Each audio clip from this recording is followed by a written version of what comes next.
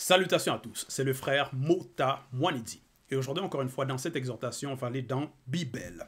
Kalatambale, la Bible authentique, la seule Bible sans erreur ni contradiction. Donc, c'est le livre de la vérité. Pour vous procurer Bible ainsi que les autres livres rouleaux, allez dans les éditions zululassan.com. Donc, ici, on va aller dans le livre de Loma, connu sous le nom de Malachi dans les Bibles actuelles classiques, donc Malachi ou Malaki ou Malakai. Mais ici, c'est son véritable livre, donc ses véritables propos. Et Loma, il était donc noir, parce que la spiritualité est une question de race. Donc les prophètes, les patriarches, les matriarches étaient tous de race noire. Donc Loma, et le titre de son livre, c'est le messager connu, parce que même son nom, Loma, ça signifie le messager. Donc c'est ça la signification même de son nom. Et donc il porte son nom. Et c'est un messager connu, donc du grand ordre des choses. Parce que dans le visible, il y a plusieurs qui vont se prétendre être des messagers ou être des envoyés. Et vont dire, Dieu m'a dit, le Saint-Esprit m'a mis à cœur. Et ce sont des personnes qui vont mentir, qui vont dire de n'importe quoi, qui vont se contredire dans leurs propos, dans leurs messages. Et ils vont se baser donc sur des Bibles falsifiées, sur des textes remplis de mensonges, d'erreurs et de contradictions. Mais Loma ne se base pas sur des écrits falsifiés. Il est animé par le Mundi Musangi, donc le Saint-Esprit. Il connaît la vérité. Donc, dans Loma, chapitre 1, on va aller au chapitre 1 à partir du verset 1 jusqu'au verset 7. Et donc le titre par rapport au passage, c'est « À vous, prêtres corrompus ». Au verset 1, il est écrit « Oracle, virgule ». Donc ici, je m'arrête dans la virgule. Oracle, qu'est-ce qu'un oracle? Déjà, par rapport à la définition, oracle, anciennement, donc par rapport aux définitions qu'ils vont donner dans le visible, dans les dictionnaires, réponse donnée par une divinité aux fidèles qui la consultaient. Donc voilà. Et aussi littéralement, la définition, c'est personne qui énonce des avis avec autorité et compétence. Point. Mais ici, selon le verbe, qu'est-ce que cet oracle? Donc, dans la suite, il est écrit « Parole du Mutatedi » entre parenthèses, l'entité, à Tombouanébila par Loma, entre parenthèses, Malachi. Point. Donc, c'est ça l'oracle. Donc, ce sont les paroles du Mutatedi que Loma transmet. Donc, ce sont des réponses, ce sont des oracles, donc des paroles, des messages du Mutatedi, qui est l'entité, le guide, celui qui guide et qui intronise les initiés. Donc c'est une entité du grand ordre des choses. Donc Loma, il capte cette fréquence-là, il reçoit ces messages du Mutatedi et il transmet cela. Donc c'est ça l'oracle. Verset 2. Bon, avant d'aller dans le verset 2, ce sont des paroles du Mutatedi à Tombouanébila. Et Tombouanébila, actuellement, ils vont dire, bon, par rapport aux traductions, ils ont donc traduit ce nom plus tard donc dans les Bibles actuelles classiques, et ils vont dire Israël. Mais le véritable nom, c'est Tombouanébila. Donc, Tombouanébila, ça réfère à Tindi, donc qui est connu sous le nom de Jacob dans les Bibles actuelles classiques. Donc, son vrai nom, Tindi. Et donc, Tindi, il a eu des descendants. Et donc, ces descendants-là, on les appelait aussi les Tombouanébila. Et aussi le territoire, aussi donc en Ouassemutonga, donc en Afrique centrale, donc portait aussi le nom Tombouanébila. Donc ce sont des paroles qui s'adressent à ce peuple-là, Tombouanébila. Et donc Loma transmet cela à ce peuple. Et bien sûr, c'était des Noirs.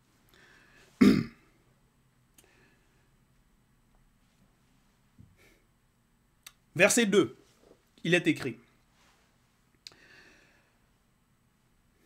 le verbe de t'était vous a aimé, virgule. Dit, moutate dit l'entité. Point. Voilà. Donc voici les paroles du moutate dit de l'entité que Loma a transmis au peuple noir, que il dit, le verbe de t'était vous a aimé. Oui, le verbe de t'était a aimé le peuple noir, aime le peuple noir. Et vous dites, deux points. Donc ce peuple, maintenant, répond, mais est-ce que c'est tout le peuple qui répond ici? Parce que quand il dit ici, et vous dites, donc c'est certaines personnes qui sont des rebelles, qui sont non initiés, qui sont rebelles à la parole, à la vérité, qui vont être égarés. Donc, qui vont avoir une sorte de méconnaissance. Et vous dites, deux points, en quoi nous a-t-il aimé? Point d'interrogation. Donc, il pose la question. En quoi le verbe de Loba les a aimés?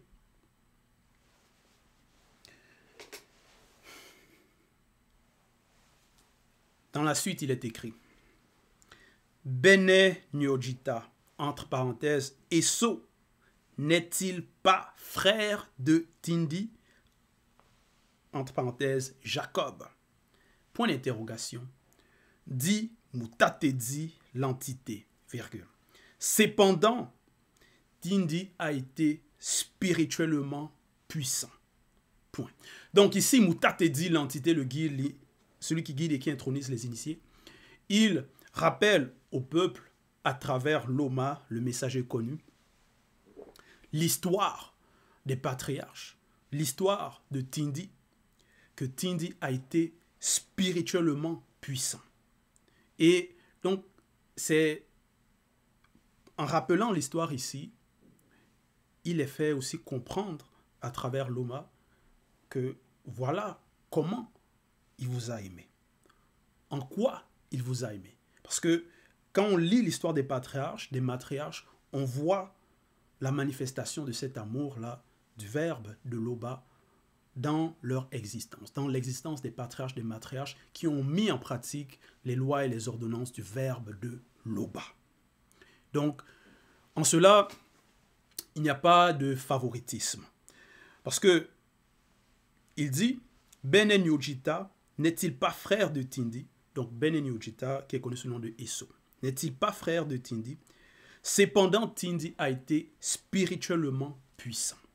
Donc il n'y a pas eu de favoritisme, c'est par rapport à l'application, c'est par rapport à la mise en pratique. Donc Tindi a été spirituellement puissant et dans son existence, par rapport à même ses descendants, ils ont eu beaucoup de bénédictions. Et c'est ça, cet amour-là. Et ceux qui répondent ici, et vous dites, en quoi nous a-t-il aimé? Donc, ils ont eu besoin de ce rappel-là. Parce que ça va être des personnes qui vont facilement oublier l'histoire des patriarches, des matriarches, qui ne vont pas appliquer, c'est-à-dire qui ne vont pas suivre la voie des patriarches, des matriarches qui ont mis en pratique les lois et les ordonnances du verbe de Loba. Donc, ils vont se rebeller. Ils ne vont pas prendre les leçons, retenir les leçons.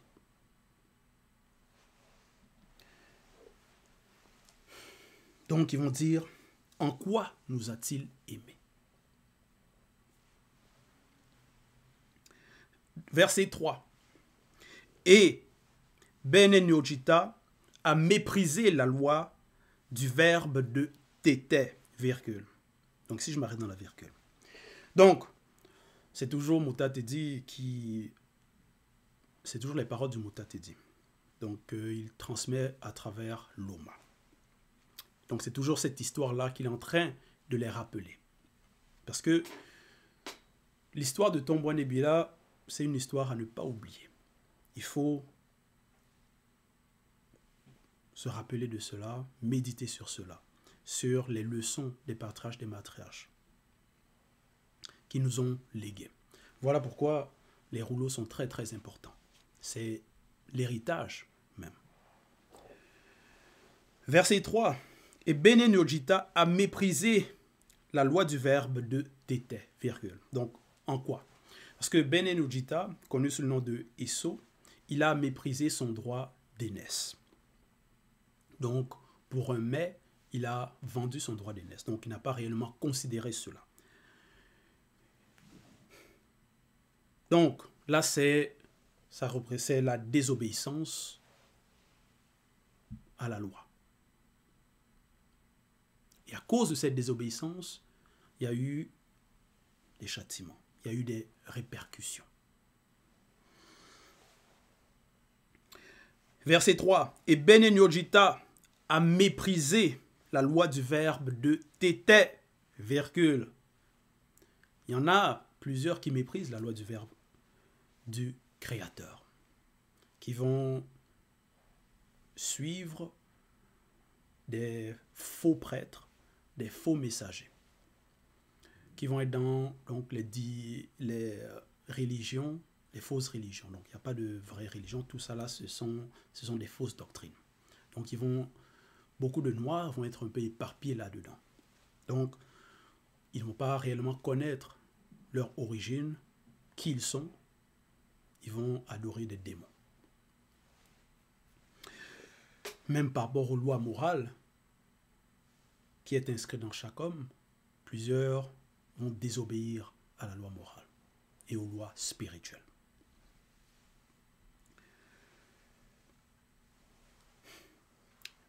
Et Bene-Nogita a méprisé la loi du verbe de Tété, virgule. Donc ça c'est grave. Virgule, Mundima Bekoki s'est dit, a fait de ces montagnes une solitude. Point. Donc, Mundima Bekoki s'est dit, c'est l'entité des châtiments en charge du domaine de la nature. Donc, à cause de ce mépris, à cause de cette désobéissance, Mundima Bekoki s'est dit à châtier. Donc, Mundima Bekoki s'est dit, a fait de ces montagnes, donc les montagnes de Bene-Nogita, une solitude. Donc, il y a eu des répercussions. Verset 4. Un fils initié honore son père initié. Virgule. Voilà.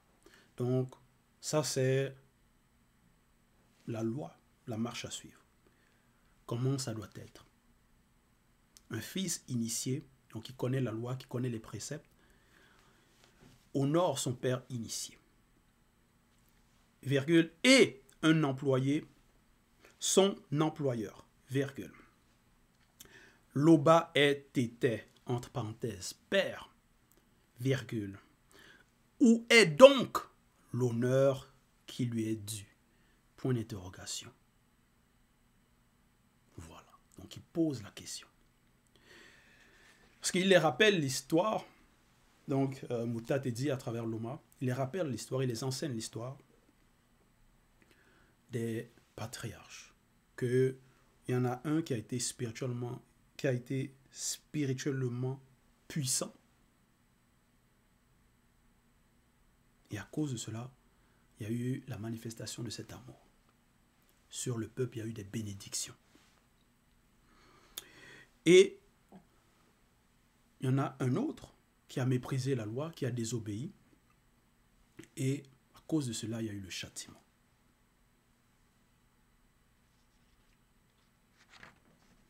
Donc, ça va aussi représenter, par rapport à une personne qui a un côté charnel, qui va aimer les choses du visible, qui va... les choses du visible qui sont contre le verbe, qui va désobéir, qui ne va pas réellement marcher selon le verbe, qui va penser qu'au physique, les choses charnelles, donc il va va pas penser au spirituel, aux choses par rapport à l'Ongila Budéa, la vie éternelle. Donc, par rapport au salut de son âme. Donc, il va mener une existence de vanité. Et un autre côté donc de cette personne qui va aimer le spirituel, qui va vouloir mettre en pratique les lois, les ordonnances du verbe de Loba. Donc maintenant, face à ces deux côtés,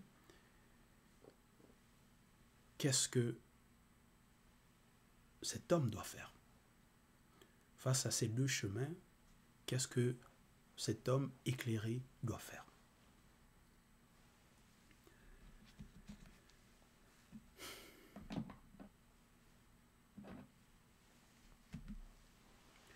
Parce que lorsqu'on montre ces deux chemins, on montre aussi la finalité de ces deux chemins, où est-ce que ça mène.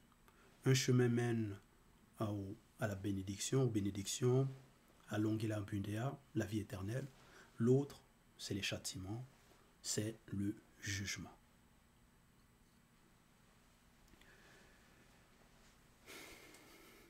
Maintenant, voilà pourquoi au verset 4, Loma poursuit, donc transmet les messages du Mutatedi, et il pose la question. Loba est été père, où est donc l'honneur qui lui est dû? Point d'interrogation. Donc, où est la crainte du respect qui est due à Loba? Il est unique créateur, virgule, où est la crainte du respect qui lui est dû, qu'on a de lui? Point d'interrogation. Donc, il pose la question. Donc, ces questions, c'est pour que la personne qui écoute puisse se remettre en question, analyser ses agissements, sa façon de faire. Est-ce que dans son existence, elle met en pratique, dans son existence, ça reflète la crainte du respect qui est dû à Loba?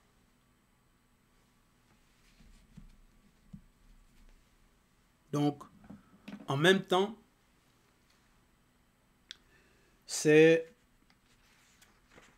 des reproches que Loma est en train de transmettre au peuple. Parce que quand il dit, par rapport aux paroles du Mutatedi, où est donc l'honneur qui lui est dû?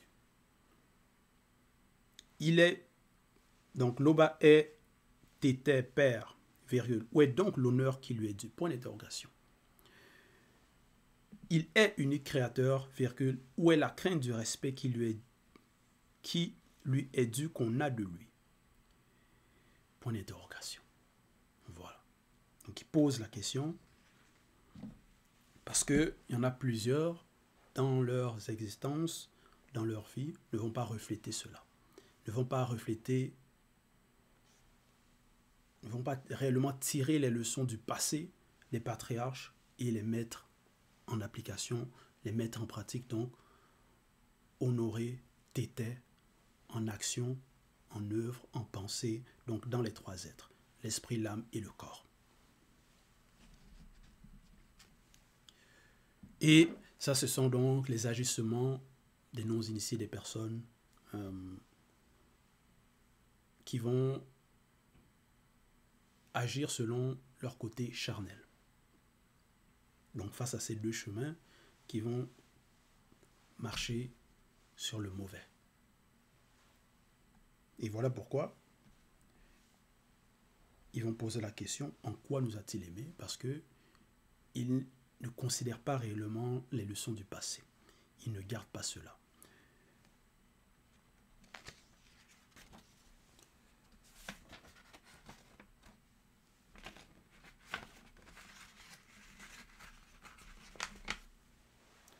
Donc, dans la suite, au verset 4, donc il est écrit « Où est la crainte du respect qui lui est dû, qu'on a de lui, point d'interrogation, dit Mutatedi l'entité. » Voilà, donc C'est ça qu'il dit. C'est ça les questions qu'il pose. Pour pousser donc les personnes à la méditation, à l'introspection. Pour qu'ils puissent prendre contact.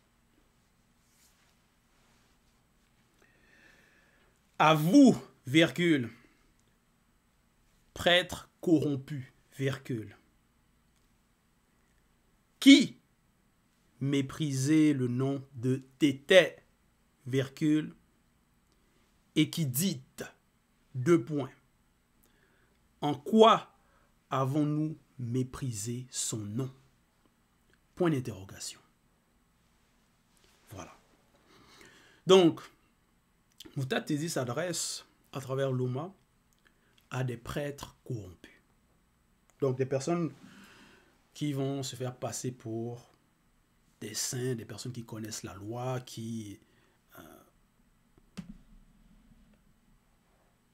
donc qui vont, parce que quand tu es prêtre, donc tu partages les messages, tu as un ministère. Mais ça va être des corrompus. Et ils méprisent le nom de Tété. Donc le nom du Créateur. Et ils disent, en quoi avons-nous méprisé son nom? Donc ce sont des personnes fausses qui sont dans la corruption et ils vont néanmoins dire en quoi avons-nous méprisé son nom? Comme s'ils ne font rien de mal. Donc dans leur corruption, dans leur méprise, ils ne mettent pas en pratique les lois, mais ils vont pas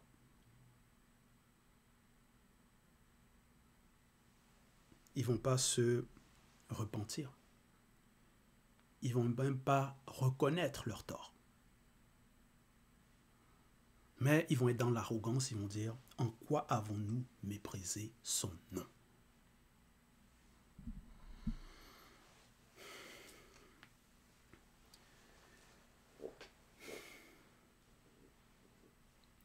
Il y en a plusieurs dans le visible qui vont être arrogants, hautains. Ils vont donc ils vont prétendre être ce qu'ils ne sont pas. À la vue de plusieurs, ils vont prétendre être des prêtres, être des envoyés.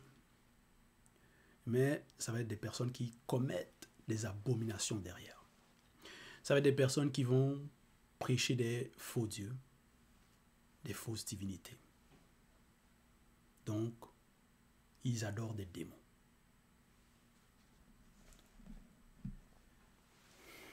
Mais néanmoins, ils vont penser, ils vont dire non, ce qu'ils font c'est correct, ce qu'ils font c'est le bien.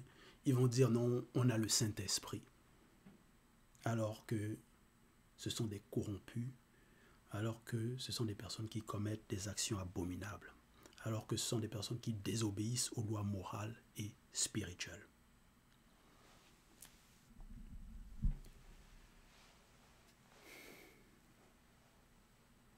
Donc, voilà, il y en a, ils vont dire, bon, on ne fait rien de mal. Verset 5. Mais le verbe de l'Oba, c'est toute chose.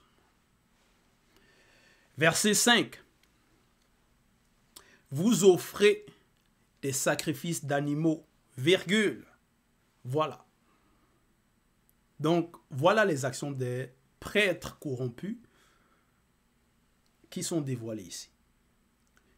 Dans le passé, voilà ce que le peuple faisait. Donc, les corrompus, ce qu'ils faisaient, leurs actions. Leurs actions, c'était le sang versé. Vous offrez des sacrifices d'animaux, virgule.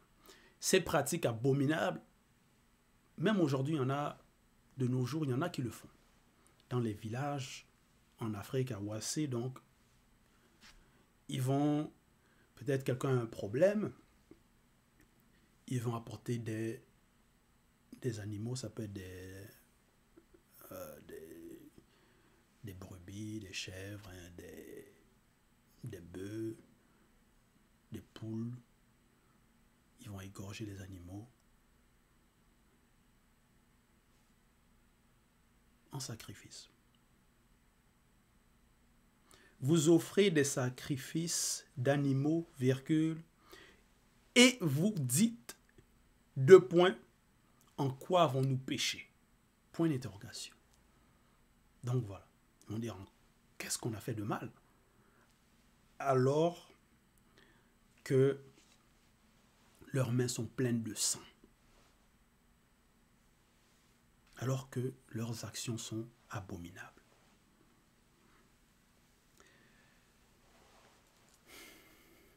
Il faut, par rapport aux actions qu'on peut porter, qu'on peut faire, il faut analyser, il faut méditer.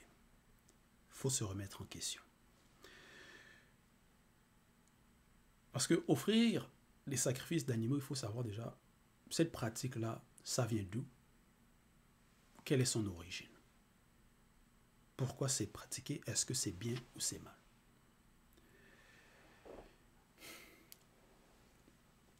Les sacrifices d'animaux, par rapport à l'origine même, le premier dans le visible qui a commis cela, qui a fait cet acte, c'est Mudiwei, connu sous le nom de Abel.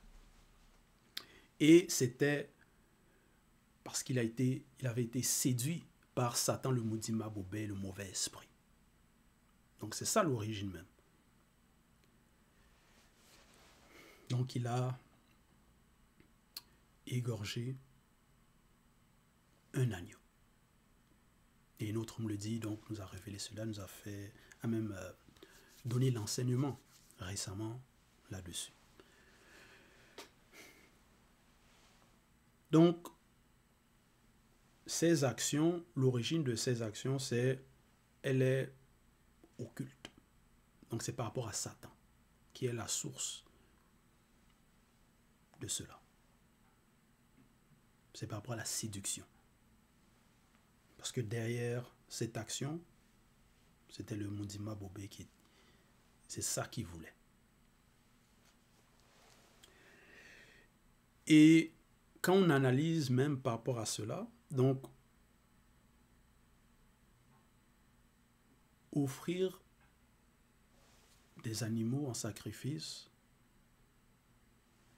soi-disant à leur Dieu, mais tout appartient au Créateur. En quoi tuer l'animal, c'est lui offrir cela? Qu'est-ce qu'on peut lui offrir? Qu'est-ce qu'on peut offrir au Créateur? Tout lui appartient. Est-ce que, donc, on ne peut même pas dire est-ce qu'il a besoin, parce qu'il est hors du besoin.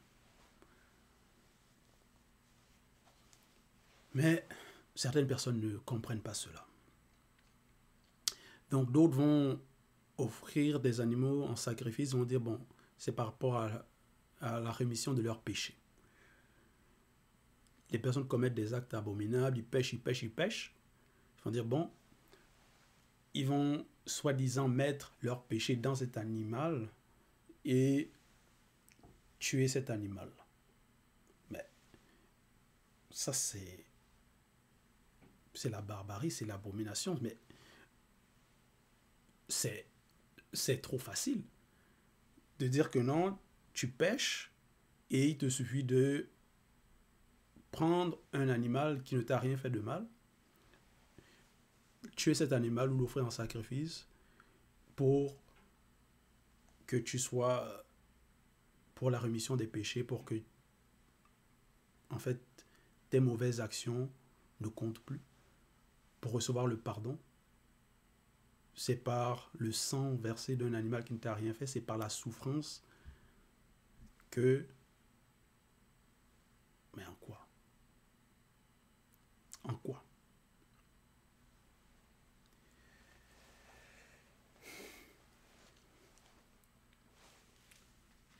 Donc, c'est ça les actions des personnes non initiées des personnes dépourvues de spiritualité selon le verbe. Et ils vont essayer de se justifier là-dedans.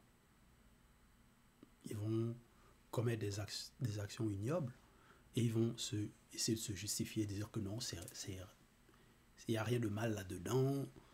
Ou d'autres vont dire c'est les coutumes, on a appris ça de nos ancêtres, donc ce sont les traditions. Donc ils vont continuer là-dedans. Sans réellement pénétrer, comprendre la gravité de leurs actions.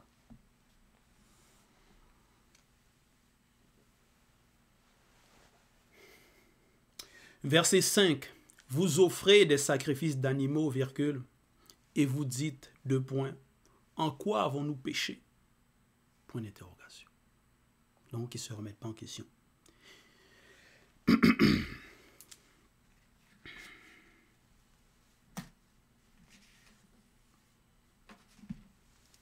Verset 6. Changez maintenant d'attitude, virgule, pour que je puisse avoir compassion de vous. Voilà. Voilà les paroles du Mutatedi, du guide, que Loma a transmis au peuple. Ça, c'était à l'époque de Loma, Malachi. Mais bien évidemment, c'est aussi valide à notre époque. Il faut changer d'attitude pour ceux qui commettent de telles actions, pour ceux qui sont corrompus, pour ceux qui sont non initiés. Aimez la vérité. Dites la vérité à votre prochain. Écoutez les enseignements de seul enseignant Zoulassan. Procurez-vous le livre de la vérité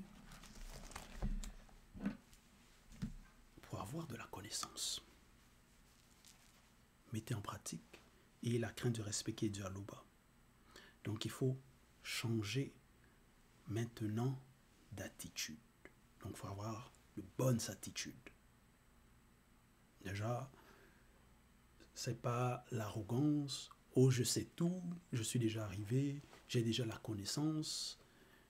Non. Il faut être dans l'humilité.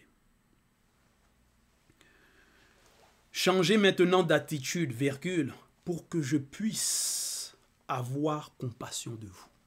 Donc voici ce que Mutatedi dit. Et Benen Yojita, connu sous le nom de Esso, il a compris ses erreurs, il a mis en pratique la loi du verbe de Loba. Et le verbe de Loba, donc, par Mutatedi, a eu compassion de lui. Il est sauvé.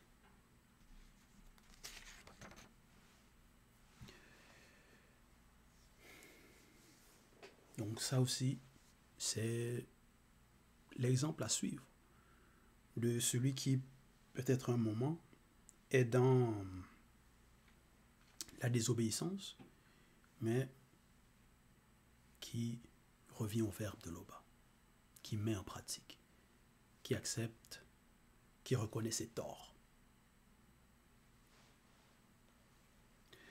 C'est de vous que cela vient, deux points, donc dans la suite au verset 6, vous recevrai-je favorablement, point d'interrogation, dit Mutatedi, l'entité. Voilà. Verset 7. Le verbe de tété ne prend aucun plaisir en vos actions. Point virgule. Voilà. Le verbe de tété ne prend aucun plaisir en vos actions. Point virgule. Donc ceux qui vont offrir des sacrifices d'animaux, le verbe du Créateur ne prend aucun plaisir en ces actions-là. Point virgule. Vos offrandes et sacrifices d'animaux sont une abomination. Point. Dit, mutate dit, l'entité. Point. Voilà.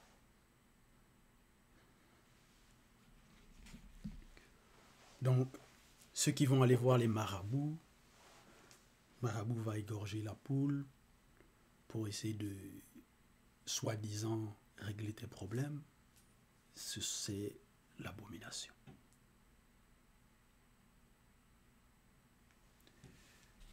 Ceux qui vont dire que non, si la personne pêche, bon, il suffit, bon, il va prendre un animal, soi-disant transférer ses péchés dans cet animal-là, ensuite tuer l'animal. Tu penses que ton péché expié, tu es dans la confusion. Tu commets une abomination.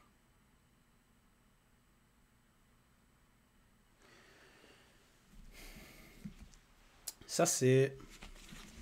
Voilà les paroles. Donc,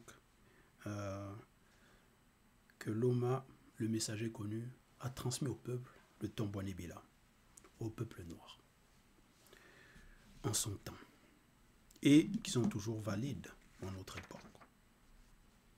Pour ceux qui sont dans les fausses religions, dans ces religions-là, ne pensez pas que vous êtes en train d'adorer le Créateur. Les louanges, tout ce que vous faites là-bas, c'est la vanité. C'est en l'honneur des démons. Derrière, c'est en l'honneur de Satan que vous êtes en train... c'est lui que vous êtes en train de louer, c'est lui que vous êtes en train d'adorer dans vos religions là-bas. Ce sont donc... En cela, on voit l'état du monde. Les personnes vont demander... Ils vont demander la paix, ils vont demander ceci, ils vont demander cela. Ils n'obtiennent pas.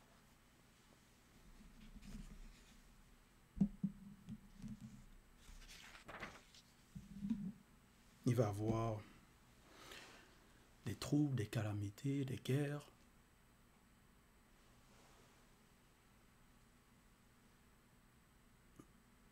À cause de la désobéissance. Donc, ça va représenter ces châtiments-là. Au verset 3, Moudima Bekok s'est dit, a fait de ces montagnes une solitude. Donc, ce sont des leçons qu'on voit aussi par rapport visiblement.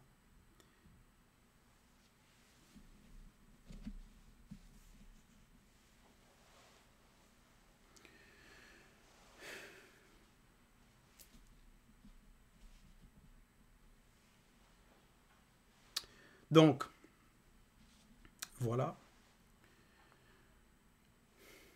Vous tous qui sont, donc tous ceux qui sont dans les régions, sortez de cela, mettez en pratique les lois, écoutez les enseignements de Zulu Lassan. Il n'y a qu'un seul créateur, Loba, le seul et unique créateur. Une seule vérité. Un seul chemin qui mène à Longela Bundea. Et ce chemin s'est manifesté et est parmi nous.